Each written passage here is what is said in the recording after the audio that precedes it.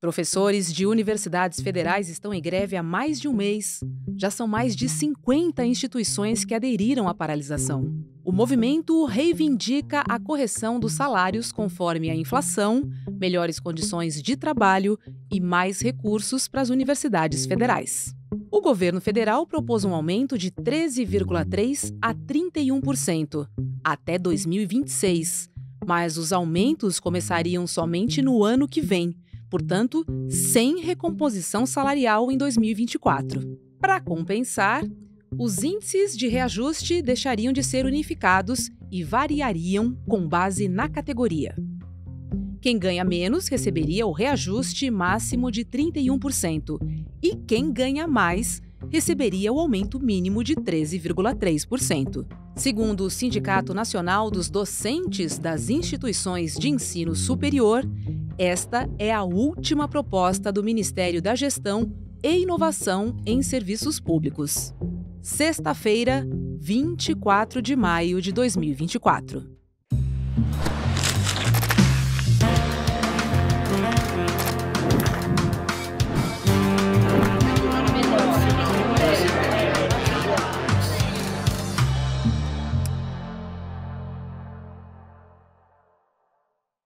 Olá, seja muito bem-vindo, seja muito bem-vinda. Eu sou a Roberta Garcia e esse é o videocast Em Detalhes. Aqui sempre com um convidado nós vamos analisar e mergulhar num tema. Hoje eu converso com o professor de Sociologia, Wagner Miqueias. Ele também é delegado no Comando Nacional de Greve dos Professores Federais em Brasília. Olá, professor Wagner, bom dia, seja muito bem-vindo. Nós temos pelo menos aí 50 instituições de ensino federal em greve. Qual a reivindicação salarial dos professores e qual é a porcentagem de quantos por cento que nós estamos falando, hein? Bom dia, Roberta. Bom dia a todas e todos que estão nos acompanhando neste momento. Nós, na verdade, travamos uma luta com três grandes reivindicações: uma recomposição salarial, uma recomposição do orçamento das nossas universidades e institutos federais e um projeto de reestruturação da nossa carreira. Sobre a recomposição salarial, nós estamos pedindo uma recomposição de 22% dos nossos salários, a serem divididos em 3 vezes, em 2014, 2025 e 2026. Cada um desses anos nós exigimos 7% de recomposição salarial. Para falar bastante francamente, um pedido bastante moderado, já que nós acumulamos nos últimos 10 anos mais de 50% de perdas salariais por conta da inflação. Então, estamos pedindo, na verdade, 22% dividido em 3 vezes aí de 7, alguma coisa, 7,6, né, de reajuste em 3 anos. E o governo, na verdade, até o momento tem negado o reajuste para o ano de 2024. Qual é a faixa salarial dos professores hoje, se a gente comparar aí com outras profissões de nível superior? Olha, hoje o salário líquido de entrada de um professor, doutor, que passa num concurso federal, que é um concurso altamente difícil e concorrido, é de R$ 8.500 em média. Eu costumo dizer que eu ministro disciplinas para estudantes de várias áreas do conhecimento, dentre elas o direito, né? Eu costumo dar o seguinte exemplo: eu estou dando aula para um estudante de direito, né? Ele se forma, faz um concurso para a magistratura, para um alto cargo no Ministério Público e com apenas a graduação vai ganhar já de saída 4, 5 vezes mais do que eu ganho com um doutorado. Essa é a realidade hoje do professor pesquisador nas universidades federais brasileiras. Pois é. E quantas reuniões com o governo federal já aconteceram e qual é a expectativa dos professores daqui para frente, hein? Olha, nós estamos, na verdade, desde o ano passado, realizando reuniões com o governo. Algumas dessas reuniões, o governo sequer apareceu. Neste ano, nós realizamos algumas reuniões. O governo tentou uma política que, para nós, é bastante daninha, de tentar dividir o movimento da educação federal, que é composto pelos trabalhadores técnicos administrativos, representados pela FASUBRA, e os trabalhadores dos institutos federais da educação, que são representados pelo Sinasef, e nós, professores das universidades federais, representados pelo UANDES. Então, ele criou mesas setoriais para discutir setorialmente com cada uma dessas categorias. A última reunião feita pelo governo, através do Ministério da Gestão, foi em Brasília, no dia 15 de maio, onde o governo apresentou uma proposta que até o momento vem sendo debatida e rejeitada amplamente em cada assembleia universitária, que é uma proposta para nós bastante indecorosa, onde o governo segue afirmando que não dará reajuste algum para nós professores neste ano de 2024 e prevê uma proposta de elevação mínima que entre as carreiras e que prevê e que, na verdade, produzirá uma desestruturação da nossa carreira. Prevê um projeto de recomposição de 9% em 2025 e 3,5% em 2026, o que não nos atende, né? Não nos atende na medida em que a gente pede 7% já em 2024, 7% em 2025 e 7% em 2026. Além disso, a gente pede uma mesa prolongada apenas para discutir reestruturação. Então, na verdade, o que a gente vê com o governo até o momento é um descaso completo com os professores e com os trabalhadores da educação federal. É importante falar, Roberta, que até o momento o nosso sindicato sequer viu a cor do ministro da Educação. Nós não fomos recebidos até agora pelo ministro Camilo, que se recusa a receber os professores. Então, é essa a situação.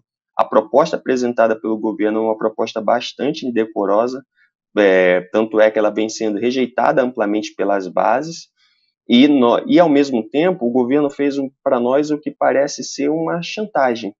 Disse que essa seria a última proposta que o governo faria e que assinaria com quem estivesse disposto a assinar no dia 27, ou seja, na segunda-feira que vem. Nós achamos que isso é inadmissível, isso não é um papel de um governo que diz que está preocupado com a educação. Nossa, que situação difícil. Como é que fica, professor, se o governo está irredutível e os professores não aceitaram a proposta? Na verdade, o impasse permanece, a greve deve continuar. Até o momento já são 58 universidades em greve. De lá para cá, desde quarta-feira, quando o governo apresentou essa proposta indecorosa, até o momento, cerca de 4 universidades entraram em greve, né? Quem não estava em greve entraram em greve por conta da proposta indecorosa. Então, alguma delas é a Universidade Federal aqui do Rio de Janeiro, a Universidade Federal do Mato Grosso, a Universidade também de Viçosa, a Federal de Viçosa entrou em greve. Então, veja, a insatisfação é muito grande. Estamos falando de uma greve muito forte, em termos quantitativos, já é muito maior do que a de 2015, e o governo vai ter que atender a gente, porque se não atender os trabalhadores da educação federal, a greve vai continuar. Né? Nós não vamos admitir qualquer tipo de ultimato chantagista vindo do governo, de que não pode negociar. Isso porque a gente sabe que o governo tem dinheiro. Na verdade, se trata de uma opção política. O governo vem manifestando que tem diálogo, tem disposição e que tem dinheiro para dar para banqueiros, para grandes empresários, para latifundiários, mas quando se trata de atender as demandas da classe trabalhadora e dos professores, trabalhadores da educação federal, ele vem com esse discurso de que não tem dinheiro, né? Não tem dinheiro, e vem com ultimatos também. Nós achamos isso inadmissível. Queria trazer alguns números para a gente entender o orçamento do governo para 2024, porque a Andifes, que é a Associação Nacional dos Dirigentes das Instituições Federais de Ensino Superior, lá no final de 2023, já tinha dado um alerta de que o orçamento para 2024 para as universidades federais era insuficiente. Só para constar aqui, né, os números. O orçamento aprovado foi de 5 bilhões e 900 milhões de reais, menos do que o ano anterior, de 2023, que foi de 6 bilhões e 200 milhões de reais. E o que a Andifes cobra é um valor mais próximo ao orçamento de 2017, que foi de 8 bilhões e meio de reais. E aí eu te pergunto, professor, por que não se confirmou essa expectativa de aumento de verbas no governo Lula, hein? Infelizmente, nós estamos falando de um governo que mantém o mesmo conteúdo das políticas econômicas do que os dos governos anteriores. Nós tínhamos antes um governo genocida que atacava implacavelmente, né, tentava desqualificar implacavelmente os estudantes, os professores das universidades. O Lula não faz isso. Agora, no conteúdo, ele aplica medidas que são bastante semelhantes, não só ao governo Bolsonaro, como ao governo Temer. Em relação ao governo Temer, o que ajuda é entender essa falta de recomposição do orçamento das universidades e essa intransigência do governo diante do salário dos professores se chama arcabouço fiscal. O governo renovou o projeto criado pelo Michel Temer em 2016, que foi uma emenda constitucional que se chamava na época de Lei do Teto de Gastos. Os movimentos sociais chamavam de PEC do fim do mundo, à época ainda quando era um projeto de emenda constitucional. Essa lei do teto de gastos, na verdade, é uma lei que visa rebaixar o volume de investimentos no serviço público para garantir superávit para o pagamento dos juros e amortizações da dívida pública, ou seja, para o serviço público conta-gotas, a torneira quase fechando, e para os banqueiros a torneira completamente aberta. Com base nesse projeto, o governo criou o arcabouço fiscal no ano passado, em 2023, com essa ideia de ter responsabilidade fiscal. O nome parece muito bonito, né? Uhum. O nome inspira em nós, inclusive, uma espécie de respeito, né? Bom, teremos que ter responsabilidade com as contas públicas. O que, na verdade, nós vemos é um compromisso com o pagamento fiel dos juros e amortizações das dívidas que consumiram só no ano passado cerca de 47% do orçamento público. Nós estamos falando de muita coisa. 47% do orçamento público foi destinado para o pagamento dos juros e amortizações da dívida, ou seja, é dinheiro para o bolso dos banqueiros, enquanto para a educação se paga menos de 3%, para a saúde menos de 3,8% do PIB. Isso para nós é inadmissível. Então, nós reivindicamos também, na luta em defesa da educação, a derrubada do arcabouço fiscal. É uma lei absurda, é uma lei que, inclusive, interdita o desenvolvimento do nosso país. Porque não tem como desenvolvermos seriamente, ainda nos padrões capitalistas, o nosso país, se não tivermos investimento maciço em infraestrutura. Não poderemos cumprir uma tarefa tão importante colocada para nossas gerações, que é a da transição energética, sem investimento em ciência e tecnologia. Quem produz ciência e tecnologia hoje em nosso país de forma maciça são os professores, são os técnicos, são os estudantes das universidades e institutos federais. Então, hoje, para resumir, o que explica essa posição intransigente do governo diante da exigência de recomposição salarial e a negativa do governo de recompor em padrões de 2016 o orçamento da universidade é o respeito ao arcabouço fiscal, uma política nefasta que só privilegia os banqueiros. Professor, você falou em prioridades, né? O Congresso Nacional aprovou no mesmo orçamento de 2024 quase 5 bilhões para o fundo eleitoral, para custear as campanhas, né, das eleições municipais. Esse número é mais do que o dobro do montante aprovado nas eleições de 2020, que foi de 2 bilhões. Além disso, os parlamentares terão 53 bilhões de reais em emendas para enviar às suas bases em ano eleitoral. E aí, o que a gente pode ler, né, desses números é que o ensino realmente não é prioridade, né? Assim, a gente vê claramente porque são dados, e contra os dados não há argumentos. Sim. Eu não sou contra, veja, que haja financiamento público para as eleições. Acho que essa deveria, inclusive, ser a única via para o financiamento das eleições, para impedir que os grandes empresários, né, as grandes empresas financiem os grandes partidos e os grandes candidatos. Mas o que a gente vê é o contrário, é que esse volume, como você mostrou bem, só aumenta, e a discrepância, a falta de democracia no período eleitoral só aumenta, porque o que a gente vê cada vez mais são os grandes partidos com muito dinheiro, tendo verdadeiros latifúndios na TV, latifúndios de tempos de rádio, e latifúndios de tempo de TV, enquanto partidos mais ideológicos, né, que defendem projetos de transformação séria da nossa sociedade, sequer podem aparecer na TV. Então, o que a gente vê de forma global no sistema político brasileiro, tanto do ponto de vista do executivo, quanto do legislativo e do judiciário, é um compromisso com os grandes empresários, é um compromisso com os grandes banqueiros, com as diferentes frações capitalistas e não com a educação. A educação no Brasil vem sofrendo bastante, vem sofrendo há muitas décadas.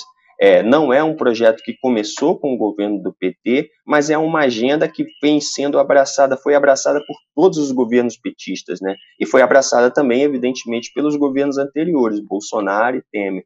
Então, sim, é um problema de opção política também, um compromisso de classe, podemos dizer. Os governantes, até o momento aqui, têm tido um compromisso, têm sido fiel à classe a qual defendem, né? E não é a nossa classe, evidentemente. E, professor, quais são os impactos imediatos da greve para os estudantes? Eu me preocupo, e acredito que o senhor também, com o ano letivo, né? Sim, sem dúvida. A greve, evidentemente, ela causa transtornos, né? Ninguém gosta de fazer greve. Eu estou, inclusive, até um pouco cansado por conta da greve, porque fazer greve, ao contrário do que a gente costuma acreditar, dá trabalho. Eu tenho passado mais tempo na universidade durante a greve do que quando eu não estava em greve, né, nas atividades regulares. Fazer greve dá trabalho. Os estudantes têm se envolvido bastante aqui na minha universidade, a Unirio, em outras universidades também. Na Unirio, por exemplo, eles decretaram greve, e não só em solidariedade a nós, professores, mas porque eles lutam pela recomposição do orçamento da universidade. Isso é importante. As universidades públicas estão caindo aos pedaços. Para falar um pouquinho da minha universidade, né? Faltam salas de aula. As salas de aulas que existem na Unirio não tem porta. As que têm porta, as portas são de compensado. As que têm porta de compensado não tem maçaneta. Eu já fiquei preso por dentro da sala junto com uma turma de alunos. O bandejão não dá conta de absorver a demanda, né, dos estudantes, dos técnicos, dos professores, falta moradia para os estudantes, falta acessibilidade para os estudantes deficientes físicos. Então, há uma série de problemas nas universidades públicas, por isso que eles estão também lutando conosco, né, E há, evidentemente, uma política, há, evidentemente, também uma decisão a ser tomada, que diz respeito a... a greve, na verdade, ela não se trata apenas do tempo presente, ela se trata também do futuro, porque boa parte dos profissionais que nós formamos, né, eles procuram também emprego na esfera pública, e não tem concurso hoje, não tem concurso. Então, se nós queremos formar médicos, enfermeiros para os hospitais públicos, professores para as escolas, institutos federais públicos, se nós queremos formar cientistas sociais, geógrafos para as instituições públicas como IBGE, IPEA, nós precisamos lutar contra o arcabouço fiscal, nós precisamos exigir a recomposição do orçamento para as universidades federais, institutos federais, para o serviço público, ou seja, é uma luta que não diz respeito apenas ao presente, mas também ao futuro. É uma luta que envolve, inclusive, os estudantes da pós-graduação, porque hoje o Brasil acabou com todas as dificuldades, produzindo um número relativo aí, considerável, na verdade, de mestres e doutores. Só que mestres e doutores que têm diploma, mas não conseguem exercer sua profissão porque não há vagas nas universidades federais. O governo Lula, aliás, fez bastante propaganda sobre esse Enem dos concursos, né? 6 mil vagas. 6 mil vagas não dá conta sequer da necessidade imediata do INSS, que é de cerca de 10 mil vagas imediatas. 6 mil vagas divididos pelos 26 estados, dá menos de 230 vagas para cada estado brasileiro, e a gente sabe que nem é essa divisão equânime. Então, nós estamos lutando não só pelo presente, pela reversão das condições precárias das universidades federais no presente, mas lutando também pela abertura de postos de trabalho no futuro e pela melhoria dessas instituições públicas de ensino e pesquisa que existem hoje no Brasil. E, professor, como é que os últimos governos impactaram não só nos salários, como na qualidade do ensino e também no sucateamento das universidades, principalmente nas gestões Bolsonaro e Temer, para a gente ter um overview, né? Para a gente ter uma fotografia maior do momento que vivemos hoje? Sim, sem dúvida. Bom, Temer, para falar, a principal contribuição do Temer foi a PEC do fim do mundo, né? A lei do teto de gastos, que congelou investimentos aí previa o congelamento por 20 anos de investimentos em serviço público e que incluía a universidade, né? Foi um período sem reajuste para nós, apenas os reajustes que nós obtivemos nas greves anteriores contra o governo Dilma. Também foi um governo que massacrou bastante os trabalhadores da educação federal. Então, o governo Temer, a principal contribuição negativa do governo Temer para nós foi, sem dúvida nenhuma, a essa lei do teto de gastos. O governo Bolsonaro ele fez toda uma campanha em nível ideológico bastante difamatória contra os estudantes, contra os professores, contra os técnicos, né? Falava que teve um número aí grande de ministros de educação que dizia, um deles inclusive dizia que haviam grandes plantações de maconha nas universidades federais. Depois esse cara foi até exonerado da Universidade Federal na qual ele era vinculado. Então houve no nível ideológico, o governo Bolsonaro atacou bastante a nós professores, do ponto de vista econômico também, né? Se negou a conceder reajuste, se negou a negociar conosco, né, com nós professores das universidades federais, e atacou implacavelmente as condições de trabalho. E deixou um legado também nefasto, que foi a reforma da Previdência de 2019. Essa reforma da Previdência bateu bastante forte em nós, professores e trabalhadores da educação federal, porque tornou ainda mais difícil, mais doloroso o processo de aposentadoria para nós também. Então, esse procedimento, nós estamos falando de 2 governos aí, que eu peguei apenas 2 grandes medidas deles, né? A reforma da Previdência com o Bolsonaro, a lei do teto de gasto, mas, na verdade, eles seguiram a mesma cartilha de contingenciamento do orçamento das universidades federais. De 2016 até aqui, o orçamento das universidades caiu bastante, ou seja, caiu com Temer, caiu com Bolsonaro também. Cortaram dinheiro da universidade e, no caso do Bolsonaro, não só cortou dinheiro da universidade, como fez toda uma campanha ideológica contra os estudantes, contra a comunidade acadêmica, e na qual a gente vem sofrendo até hoje os efeitos, né? Quais são as principais estratégias que vocês estão adotando para conduzir essa greve, principalmente na negociação? Perfeito. Como funcionamos, né, até o momento? Nós funcionamos com consulta às bases. Cada universidade que entrou em greve tem realizado assembleias para apreciar a proposta do governo. Como eu te disse, né, boa parte das universidades, Roberta, tem até o momento negado a contraproposta do governo, considerando ela bastante indecorosa. Nesse sentido, a principal aposta que nós temos feito, né, nas universidades é o aumento da mobilização. Nós estamos aí com 58 universidades em greve, a meta é chegar pelo menos a 60 universidades em greve, aumentar a mobilização, aumentar a unidade com outras categorias, como os estudantes e técnicos, e tentar ganhar mentes e corações da sociedade civil. Professor Wagner Miqueias, obrigada e boa sorte, porque segunda-feira é o dia D, né, para retornar para o governo federal, certo? Certo. E imagino que será um rotundo não à proposta do governo e continuidade da greve. Tá certo, boa sorte, e nós estamos aqui, de olho, sempre ao lado dos professores. Tchau, tchau. Muito obrigado, Roberto, pelo espaço. Tchau, tchau. Olha, o ICL Notícias está completando 2 anos E para celebrar e agradecer toda a nossa comunidade que nos apoia, nós preparamos uma série de novidades.